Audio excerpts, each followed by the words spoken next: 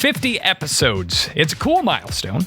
We're talking about 50 notable tales from the world of PR, marketing, and branding, and so many more than 50 incredible guests who have shared with us not just these professional war stories from the trenches of high-profile brands, agencies, and campaigns, but in many cases, they've opened up and bared their souls. That need to connect with other like-minded creative people, I think that we all feel it in this field, and I certainly hope that I've been able to provide that outlet for you. But when you're working with high-profile people in a field like this, things are always changing. History gets uncovered, new information comes to light that changes everything, and sometimes an opportunity comes along to learn just a little bit more about a topic of interest. So in this episode, we're revisiting 3 separate tales from Lead Balloon's 4-year run to just kind of dig a little bit deeper. Because there are some holy crap moments that, for reasons that we're going to discuss later, I just haven't been able to share with you yet. From episode 1, we are going to find out how the manager for world-famous internet meme Grumpy Cat feels about being cast as the villain on our podcast. A little spoiler alert. He didn't care for it. From episode 13, how the creators of the viral sensation video ads for the Squatty Potty are now the driving force behind something super sinister that's been making headlines this year. And from episode 40, where we talked to a member of the Nixon administration about the PR plan for the Apollo 11 moon landing. Yeah, you didn't think that I'd actually miss the opportunity to ask Dwight Chapin about Watergate, did you? Now see, I paid a hell of a price. I spent 9 months in prison. I'm Dusty Weiss from PodCamp Media. This is Lead Balloon, a podcast about important tales from the world of PR, marketing, and branding, told by the well-meaning communications professionals who live them.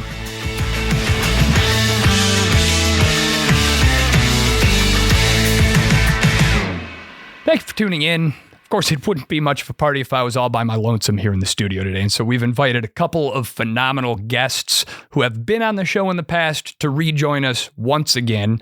Andrew, of course, his first time in the studio here.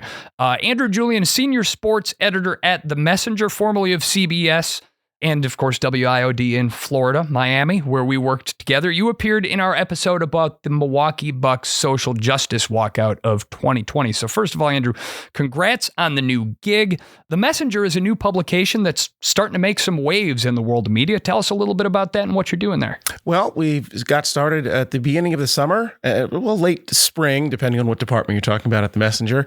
And we are a news website that is really trying to bring in new readers, I should say, listeners. Back in studio with headphones on, I want to say listeners. Old habits die hard, man. I get it. Bring in a new readership with a focus on news and politics that tells the facts, and an entertainment bent and a sports bent that bring in fans from all over the world to see things that they really, really enjoy and care about.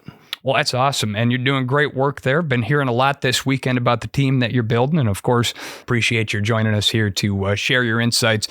And then, of course, someone who needs no introduction, but I'm going to introduce him anyway. He's been a guest multiple times on the podcast, our resident beer expert, a marketer and strategist with experience at Harley-Davidson, Kohl's Corporation, Kyle Brown. Kyle, thank you for joining us.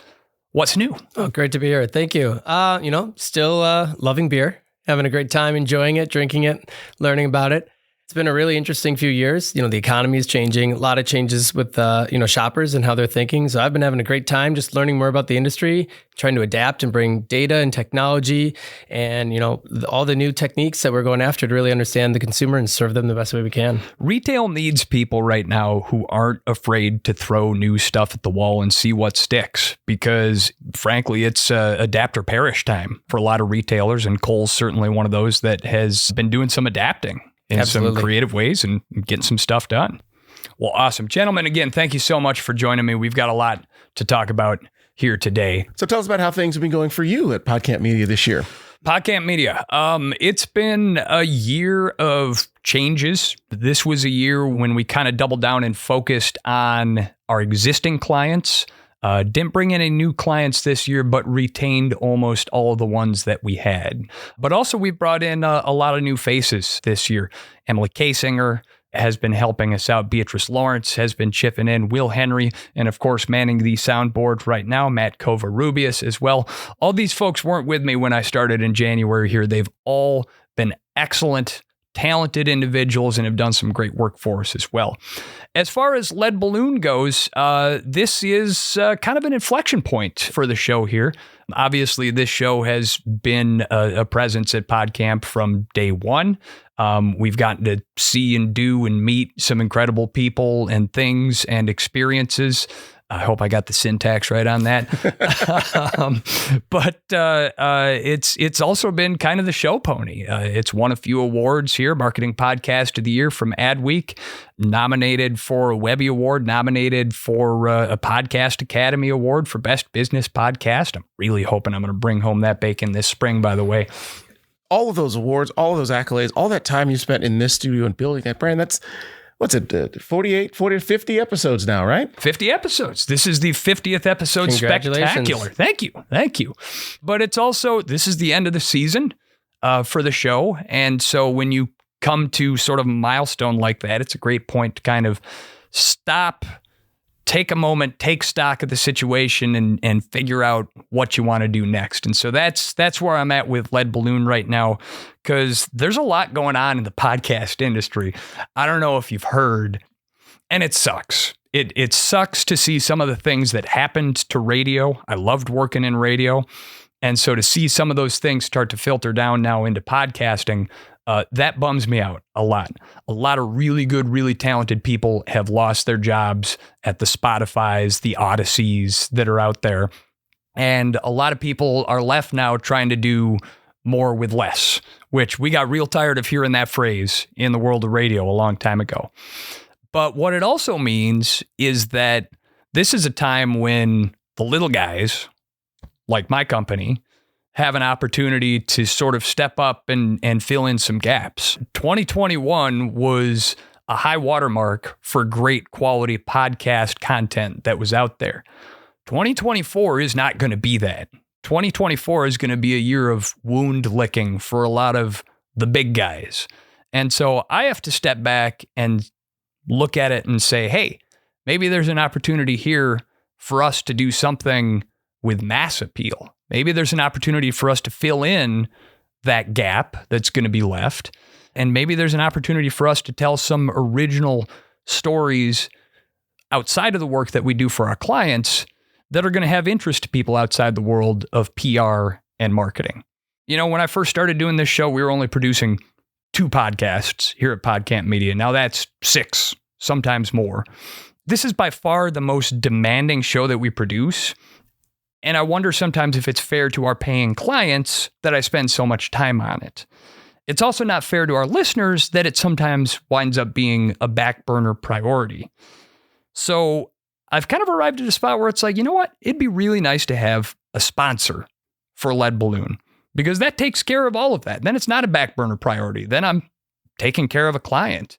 The listeners benefit. I'm able to bring in some more people to work on it. They benefit. They make it better than I can by myself. And so I'm going to be poking around looking for sponsors. I'm not very good at selling things. And so it'd be real nice if somebody just showed up and said, hey, we want to sponsor the show. That would solve a lot of problems for me. Well, one of the things that I think that you can do to sell the show, and while we go back professionally and personally a long way, is that you've put together a pretty amazing product here with this program over the 50 episodes that you've done it. You're sweet to say. Well, hey, listen, as somebody who's been working in the media for the better part of the last 2 decades, you know good when you see good, and this is good. So the stories that you've had the opportunity to tell, I'm sure can sell the product for you as best as you can. You say you're not a salesman. Well, I think the work sells itself. I hope so. It's a matter of, frankly, it's a matter of getting in front of the right people. But all that's a problem for 2024. The show's not going away. It's the end of the season. We were going to be taking a break anyway. We're going to use that time to explore the options that are out there. And of course, that makes it more important than ever to follow Lead Balloon in your favorite podcast app. Find PodCamp Media on YouTube. All of those are good things, because that way, when we do start making new stuff, when we find that sponsor, or when the bug bites me, or when I get a story that falls into my lap that's just too good to pass on, we'll start making new stuff again, and it'll be out there. But I did a listener survey not too far back. And the number one thing that Lead Balloon listeners are interested in is not the PR and the marketing, it's the stories. And there's other stories that are out there to tell too. And so we've got a couple of really cool things that we're cooking up in that department. And we'll also post things about that in the Lead Balloon feed. So if you want to know what's coming next, just make sure you're following us in the podcast feed, and there'll be news real soon on that department. So that's all there is to say about that. Now, I said we were going to follow up on a few of the stories that we've done over the years. And of course, it made sense to go back to episode number 1 here, the very beginning. It really is a Wes Andersonian tale from my old pal Jesse Russell about his time working as marketing coordinator at Madame Tussauds Wax Museum in San Francisco, involving the world-famous Grumpy Cat. Madame Tussauds was unveiling its first ever exhibit in their entire global network involving an animal, first of all. And the other big thing was that it was going to be animatronic. It wasn't just a wax figure. It had hair. It blinked its eyes. It was supposed to move. Like, this is a big deal for Madame Tussauds. They picked Grumpy Cat, obviously. This is one of the most famous memes in the world. So Madame Tussauds' headquarters in London builds all of the exhibits and then ships it out to the individual locations around the world. And so the Grumpy Cat exhibit arrived in a crate, and they opened it up, and it was not looking good. It was freaky. It was wrong. There and the animatronics weren't working properly. It was bad, and it was not going to be ready for prime time. It was not going to be ready for the unveiling to 200 people that had came out to see this event happen live. There's a lot of stress, but they did the work. They had 48 hours to get it prepared. They got it to being okay. And then Grumpy Cat's manager came into the picture. Because it's the world that we live in, the cat had a manager, the so-called meme manager, who manages the IP and the trademarks and the public appearances, all that sort of thing. And this whole thing culminated in an encounter between Jesse and Grumpy Cat's meme manager that I still think spins a morality tale for our industry. It was about 45 minutes to 30 minutes before showtime. I happened to be in the back hall. I was kind of running from one area to another area, and he cornered me. There was nobody else in this hallway, and he cornered me. My back was against the wall. His finger was in my face, and he proceeded to tell me, and I wrote a lot of this down, that Reddit was going to tear Madame Tussauds apart. Reddit was going to be very unhappy, and you don't want to make Reddit unhappy. I was going to personally be responsible for ruining Grumpy's brand and her reputation. Me. He said, you're going to be made fun of in the press. They're going to make you're making a mockery of Madame Tussauds. I can't believe you let this happen. He went on and on and on. And it felt like it was like an hour, but it was probably only like 5 minutes, but literally yelling at me. And I think he only stopped because the operations manager of Madame Tussauds came around the corner at that time. He walked away, and I was shaken to my core because I could not remember the last time somebody had spoken to me like that. And I was furious and very frustrated, and it was shocking. And you asked the question, is this normal? And it's not. Like I listed off before, we've worked with Peter Dinklage, Steph Curry. I've worked with all their managers and all their publicists. We'd have little comments like, well, you should have had, the right bowl of M&Ms, that kind of thing. But I'd never been screamed at. I'd never been cornered. There were so many things that were out of my control as the marketing coordinator at Madame Tussauds. Yet he felt, for whatever reason, that he had to channel all that energy, that stress that he was feeling, into me.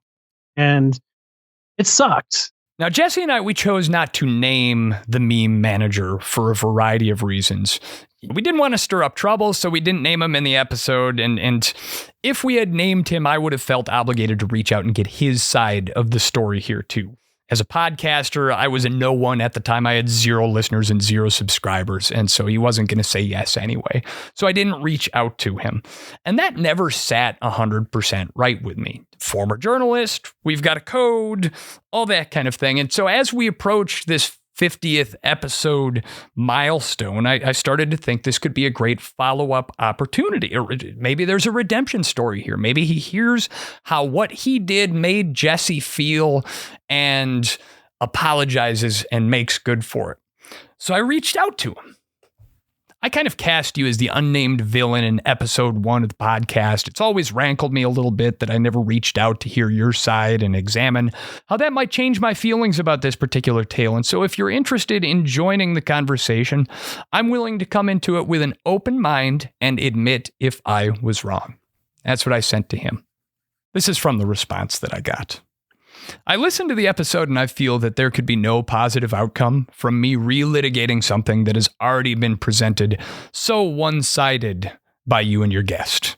I definitely let our collective disappointment be known to some of the representatives there, but I'm afraid that the depiction in your interview has been embellished for either dramatic effect or a distorted memory. Regardless, Madame Tussauds did a terrific job making adjustments to the figure and text subsequent to that day, and we went on to do more side-by-side appearances with the real Grumpy Cat and her wax figure in London, Las Vegas, and Washington, D.C. that went off without a hitch. The Grumpy Cat wax figure is something that we are still extremely proud of, and we even include first cat in history with a Madame Tussauds wax figure in our brand deck to this day. I continue to represent a growing number of memes, including Grumpy Cat, sleep well at night, and feel great about my place in the world. Best, comma, his name. I love the passive-aggressive sign-off, best, comma, because it so perfectly encapsulates that you're not wishing somebody the best. But I read that letter and I feel gaslit. I'm struggling to take anyone seriously whose job is meme manager to begin with, let alone it's a cat. Like it's a temporary blip of social culture that will be gone tomorrow. And it's just to get so worked up over, I don't know, just I get it. It's clicks, it's views, it's makes millions, but we tried to drive home that point in the original episode that, I mean, hey, everybody could stand to lighten up a little bit in life, but if there's anybody that could stand to lighten up, it's a person who represents a cat who's in pictures that are on the internet. But also then to be confronted with someone who you wronged and to say, nah, it didn't happen like that. I find it almost poetic that as the manager of a grumpy cat, the story that would come out of this is someone feeling very cornered, almost like a cornered rat would be if a cat was standing over them. And you know, when I reached out to him, it wasn't like I was trying to do this, here's a mess you made, sit in it, sort of a thing. Like, I felt bad that we never reached out because so much of what we have now in our news, in our entertainment, in our information is here's part of the story. Now react and form a conclusion and get really mad about that. And so I did feel genuinely bad about the fact that we didn't get his side of the story in the thing. It might have changed the way that I felt about it. Now I look at it and say, probably wouldn't have. Actually, no, I think we got it right. And so from that standpoint, I feel a little bit validated. But I still wanted that redemption arc for Jesse. I wanted this person to come forward and say to Jesse, or in a venue where Jesse would hear it, I'm sorry, man. We all have bad days, but I was stressed and I got a little bit too hot. And to not even be able to do that, man, that tells me that somebody is just in a bad place in their own head. And so, hey, as long as we're keeping it light and fun, if it's possible to get stranger than a famous animatronic cat, this next story is, but in a sort of sinister way. Do you guys ever meet someone and they're awesome and then you say a lot of nice things about them to a lot of other people and then you learn something later about them that just horrifies you? I mean, I feel like we've seen this happen a lot in the last 20 years with our heroes. A time or two, yeah. Sometimes people we meet in person. That's kind of where I've landed with the subject of episode 13 of the podcast, the Squatty Potty. I feel like I can say that word and both of you as a 38-year-old and a 37-year-old know immediately what I'm talking about. Absolutely. It's a great product. A lot of people have these darn things because The advertising campaign that came out in the mid-2000s for this was so ubiquitous and so well tailored to our generation and so well targeted. Those ads were everywhere. It is a stool designed to elevate one's legs to ease in the process of relieving one's bowels. And this ad campaign by an agency called the Harmon Brothers involved a magical unicorn that pooped rainbow sherbet. And soft serve straight from a sphincter. They're good at pooping. And the unicorn found relief by using the Squatty Potty. I feel like that's a pretty good summary. For episode 13 of the podcast, we talked to Benton Crane, who was then the CEO of the Harmon Brothers. Benton and his cousins, the Harmon Brothers, all come from Utah and built this wildly successful agency and produced all kinds of really wild, hilarious, viral spots. Did very well for themselves. So as I was looking back through the catalog, looking for an episode to remaster, this would be a great one. Great story, and I'm pretty sure that I called Benton and their technique genius on more than one occasion. And so I jumped on Benton's LinkedIn page, and I saw that now he had this affiliation with a new project that was called Black Autumn that was affiliated with Angel Studios. And I'm like, Angel Studios.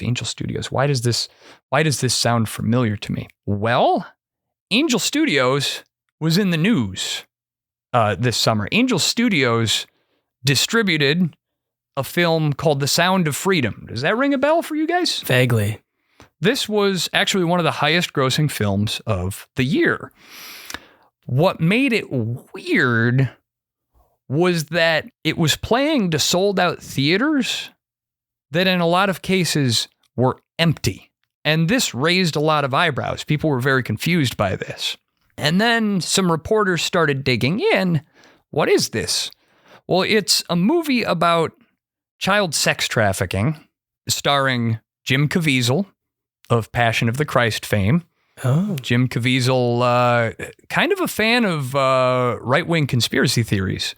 Right-wing conspiracy theorists, it turns out, were a big fan of The Sound of Freedom because it runs parallel to a lot of their beliefs about secret child sex trafficking rings.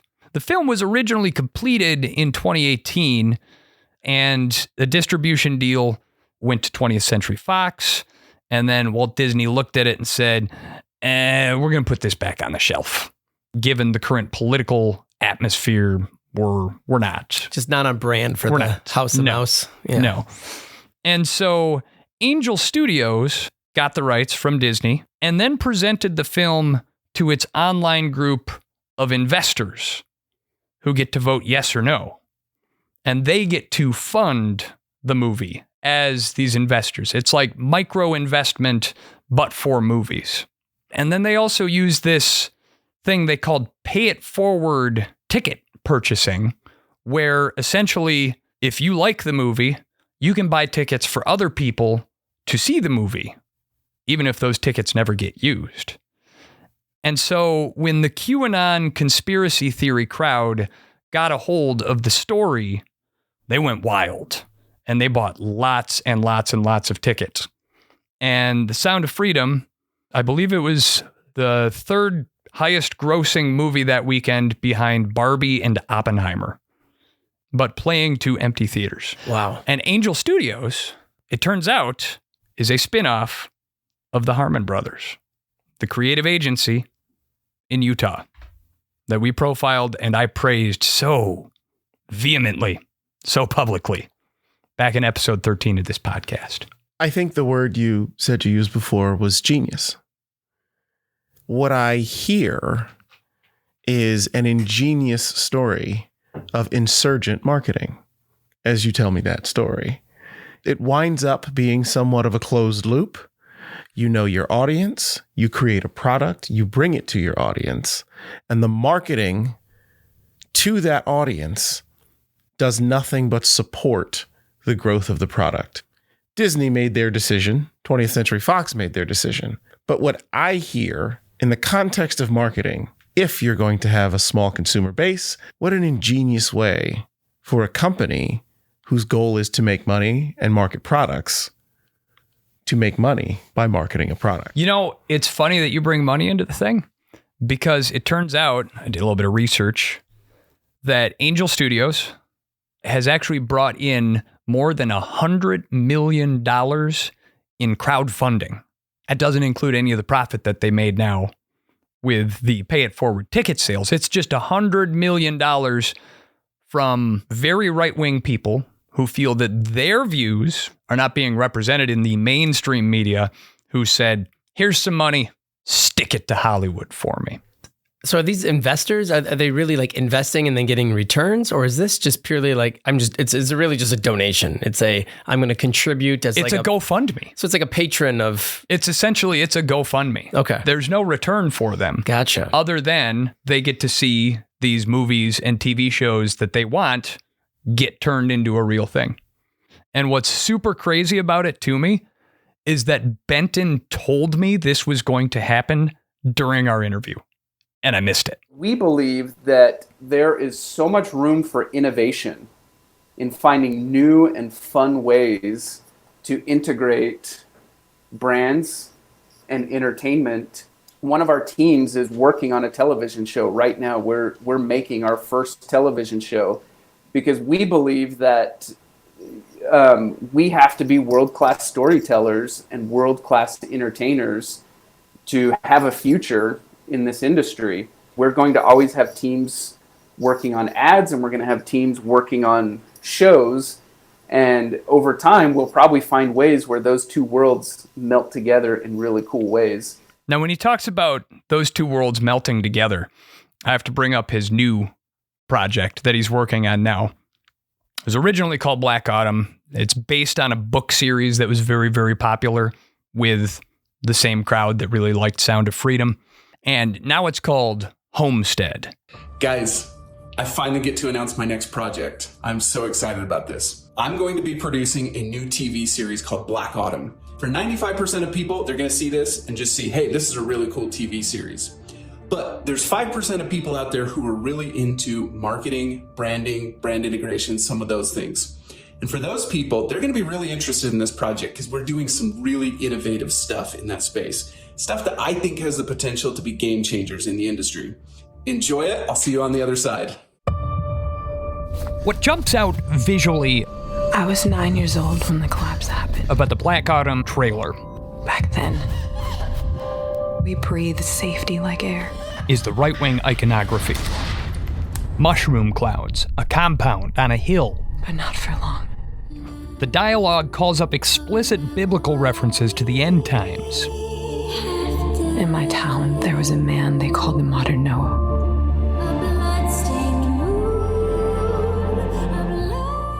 Almost every other shot is of someone clutching military-style weapons.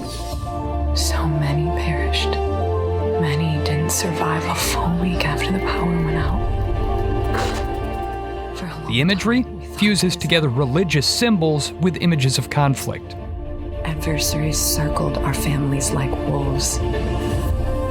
And God rode bareback in our midst, holding them just outside our ramparts. Including one shot where someone paints a white sign of the cross directly onto a tactical-style armored vest, We learned what a pampered nation we'd become. evoking notions of holy war. It wasn't until later we saw the hand of the Almighty revealed. And yet, amid these horrors, the narrator seems to welcome the apocalypse. Maybe it was worth it. It is deeply unsettling to watch. Los Angeles is on fire. New York City is on fire. He is with us. He will never leave. The end of the world is only the beginning. We are a family. We live as a family. We die as a family. Maybe it was worth it? Guys, I am a fan of end-of-the-world fiction as much as anybody else. But you're not supposed to be rooting for the end of the world. You're not supposed to be pumped that the apocalypse is here so that you can cosplay holy war. Like, let's talk about some of the visual imagery in that thing. kids running around with guns, the armored vest having the sign of the cross made. This is some creepy stuff. What was weird about it? I mean, it was blatantly obvious that it's just pushing Christianity of an extreme level and tying that with, guns and everything. But the way he set it up, so casually nonchalant of, this is a great marketing business and we're going to combine brands and entertainment. There's not a single brand in there other than hardcore devout Christianity. And? Except for maybe firearms. Yeah, I was going to say, armor. The only recognizable product in there was weaponry, warfare items. He goes on to say in a different interview that some of the brands that they're looking to integrate with for this show are survivalist brands, food canning, apocalypse preparedness, bunker developers. I mean, I was so waiting for, just like the blatantly just crappy product placement. Like halfway through, just someone just open up a Pepsi, like just something to make it not. To make it less creepy, but no. Colt, Ruger. Yeah, I mean. I'm reminded of, I'm a big fan of the show 30 Rock, and I'm reminded of the product integration with Apple products that was going on. I think it was from this show's second or third season at the end of it. And there were a handful of moments where the writers had the characters sort of break the fourth wall about an Apple product. And in the universe of that show, it felt like everybody was in on the joke when they were doing it. Nothing about that felt like there was any joke to be in on. And I think from a branding product integration standpoint, when you take it that seriously, it becomes something very much more than a branding tool for commerce, and it becomes a branding tool for culture. Right. Well, and to your point from earlier, Kyle, yes, one of the products on display was the Church of Latter-day Saints, because the Harmon Brothers, Benton Crane, the whole family out there, devout Mormons, it turns out. There was a company that they founded and oversaw for a little while called Covenant Eyes. It was anti-porn software that you download to your laptop or to your phone that sends a report on your browser history to a trusted confidant who can hold you accountable as you try to break your porn addiction. The Speaker of the House, Mike Johnson, uses that, and his Covenant Eyes, accountability buddy is his son. Man, that would suck to be his son. Thanks, Dad. That's a lot to put on me here, Dad. Cool. Good Lord. And Dad, why furries? So yes, that is a Harmon Brothers creation in that same vein. They ran a streaming service for a while that was actually the predecessor to Angel Studios, a streaming service called VidAngel, which essentially showed popular movies, but with all of the cussing and nudity and objectionable left-wing content, presumably blocked out. VidAngel, of course, went bankrupt because the studios, it turns out, don't like it when you monkey with their stuff. That's a trademark violation, among other things. So VidAngel went bankrupt and became Angel Studios.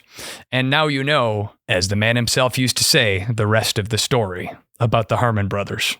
You know, there's a lot of services out there, a lot of companies that have kind of broken off. They said, I don't want to be the Hollywood. I don't want to be the mainstream. What's different about this is not just people wanting to get together for the entertainment content, but it feels there's just such a blatant alternate or actually primary purpose hidden behind what they claim to be of an entertainment entity. Yeah, and unfortunately, I think it's still probably genius. I think they've already proven that they will be successful. They have tapped into something that is real.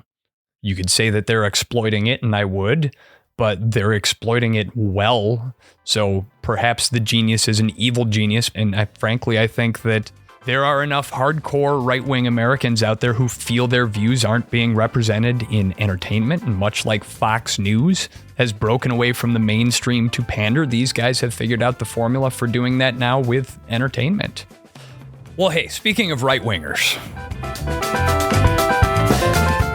a guy who served in the Nixon administration and served prison time as part of the Watergate scandal talks about how he punked Nelson Rockefeller at a huge political press conference and shares his sincere regrets about his time in politics. That's coming up in a moment here on Lead Balloon.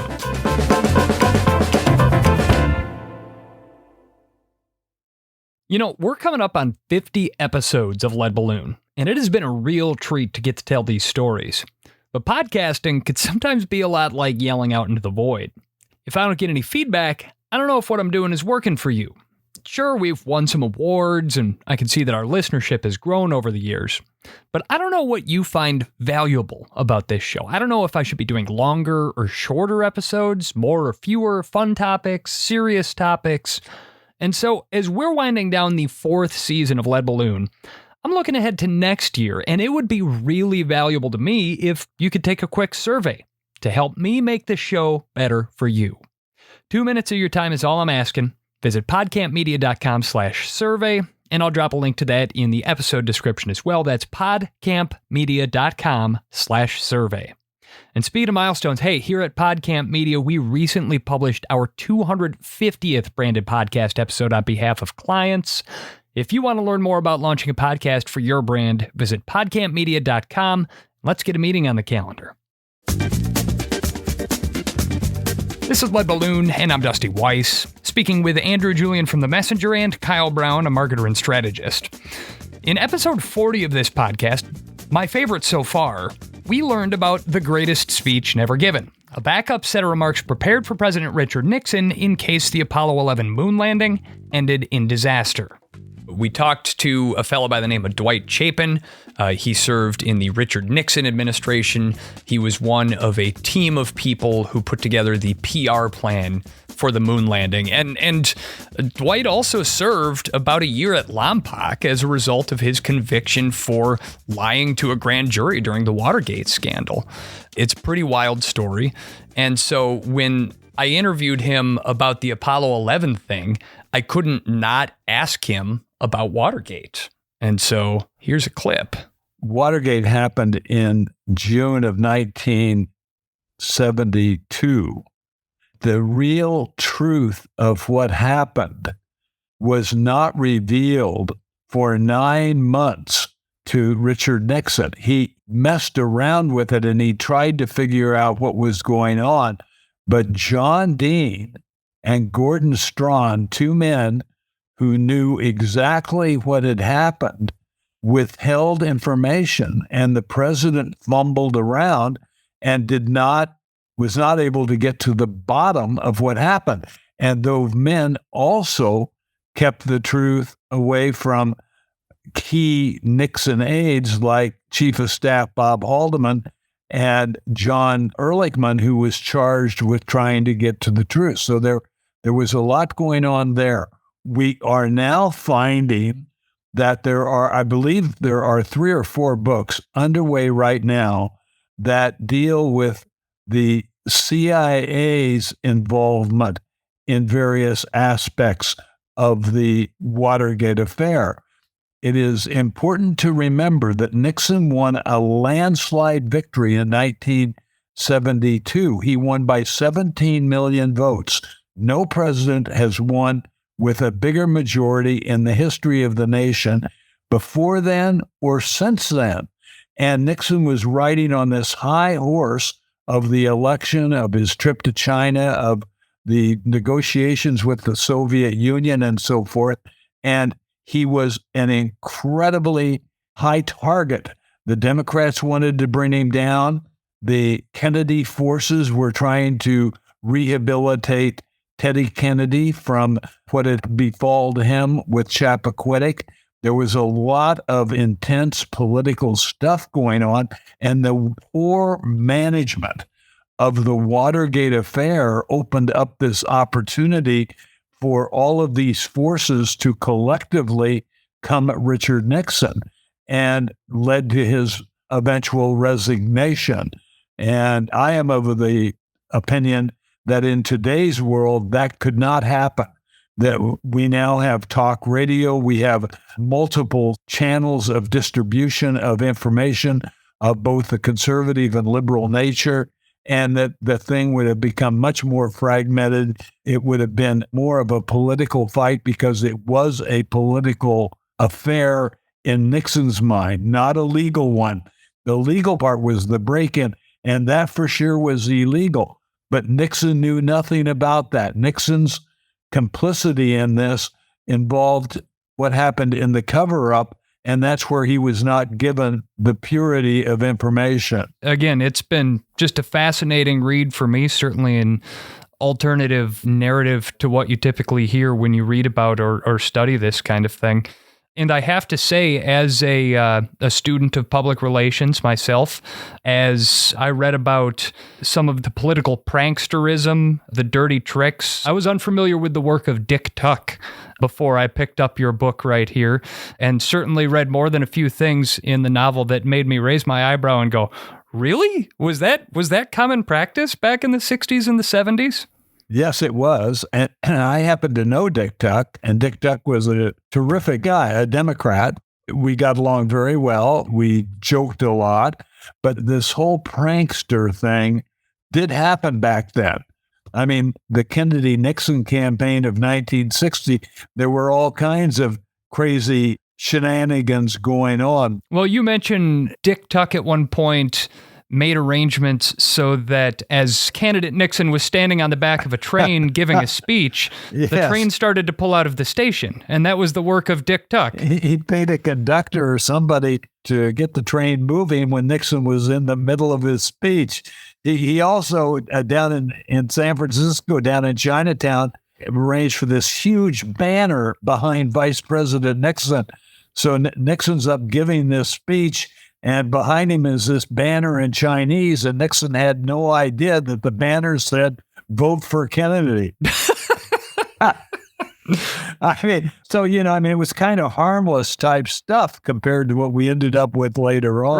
Right. Yeah, certainly. Well, and you even mentioned a prank of your own that you leveraged against Senator Nelson Rockefeller in the primary run-up to the presidential race. You want to tell us about that one? Well, that one was a little Machiavellian, to say the least. To say the least. The truth is that Nelson Rockefeller liked particular ladies, and he had an affair going on, and we became knowledgeable about this. Back in those days, when a candidate got ready to give a speech, all of the news people would put their microphones and their tape recorders in front of the podium. There'd be a collection of 25, 30, 50 microphones, recorders, and so forth. And what we did was, when he walked up there, we had a guy push a button, and instead of recording, it started playing kind of a broadcast loud, and it says the lady's name. Let's just say her name was Sally Smith. So all of a sudden, this recording starts saying, "Governor, tell us about Sally Smith. Governor, tell us about," and we have it turned up to full volume. And of course, Sally Smith was his mistress, or the person he was running around with, and he disappeared from that podium in a split second. I can only imagine. It was hilariously funny to all of us that knew what was going on. And I'm sure the governor raised holy hell when he got his advanced staff back in the office or wherever he met with them. Oh, I can only imagine. What a...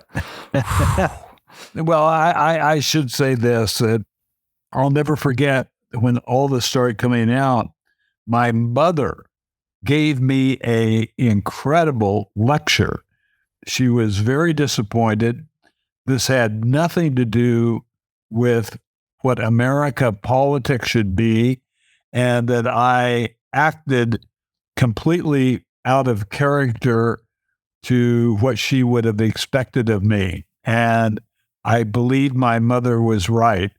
I was wrong. There is not a place for that. We don't need it. It's complicated enough as it is. Maybe it's human nature to pull practical jokes. I happen to think it is. But I was wrong, and I say so in my book. That's actually one of the last lines that I read in preparation for this, is that if you could go back and change anything, it would be to pull back from some of the pranksterism that you did. Was that simply a result of that lecture by Mrs. Chapin that brought you to that realization, or is that something that you also arrived at on your own? I think a combination. I mean, now see, I paid a hell of a price. I spent 9 months in prison. Now, that was because of appearance before a grand jury. But one has to look at the whole chain of how all this stuff unfolded over time and the consequences of a lot of different things leading to what happened. But I think that in my heart of hearts, I felt that if I could do it over, I would do it differently. So I know we started the show with a redemption story that wasn't. And we'll end on what I would call an almost redemption story, because on the one hand, you could tell that Dwight very much wishes that things would have gone differently for him and some of the decisions that he made.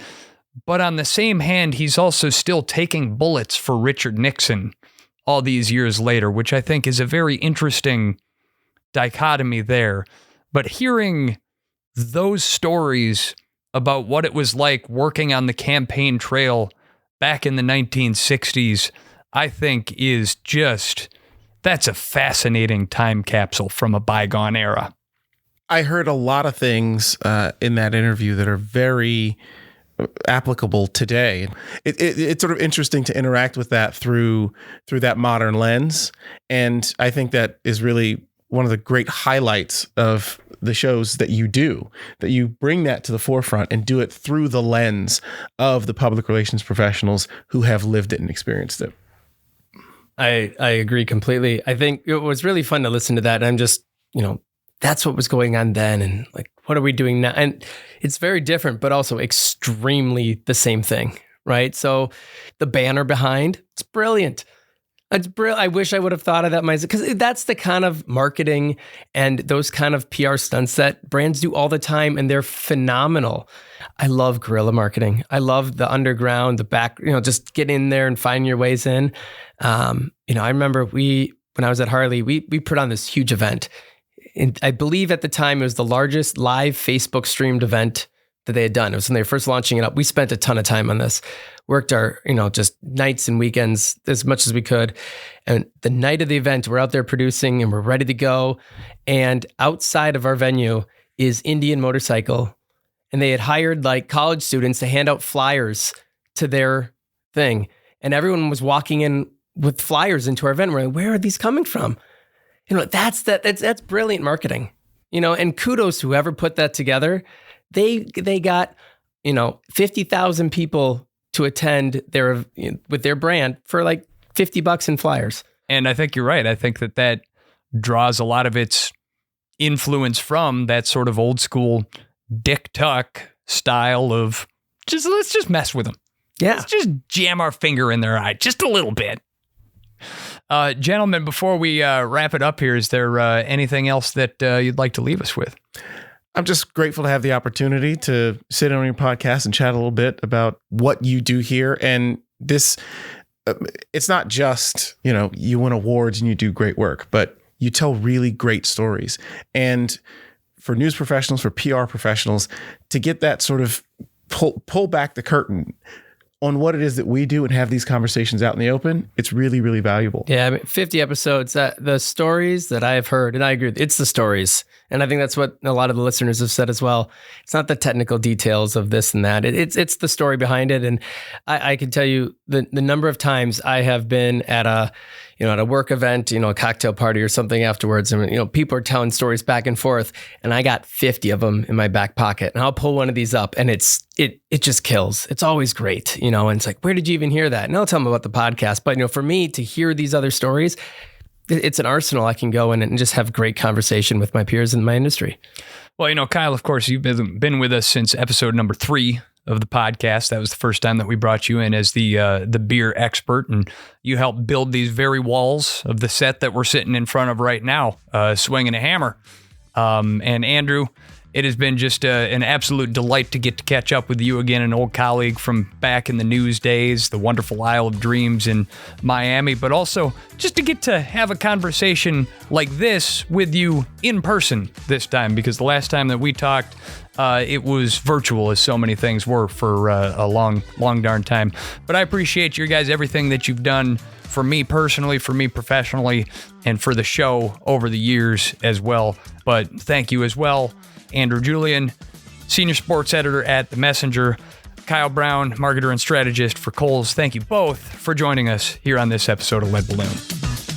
And that is going to do it for both this season and this episode of Lead Balloon. As we mentioned before, we're not quite sure when we're going to be back, so make sure that you are subscribed on your favorite podcast app, and I'll make sure to let you know on that feed of any new projects that we have coming up. Also, if you or your company are interested in sponsoring a season of Lead Balloon, Al, we should talk. Lead Balloon is produced by PodCamp Media, where we provide branded podcast production services for businesses. Our podcast studios are located in the heart of beautiful downtown Milwaukee, Wisconsin, but we work with brands all over North America. Check out our website, podcampmedia.com, to get in touch or learn more. Matt Covarrubias was our sound engineer and editor for this episode. And until the next time, folks, thanks for listening. I'm Dusty Weiss.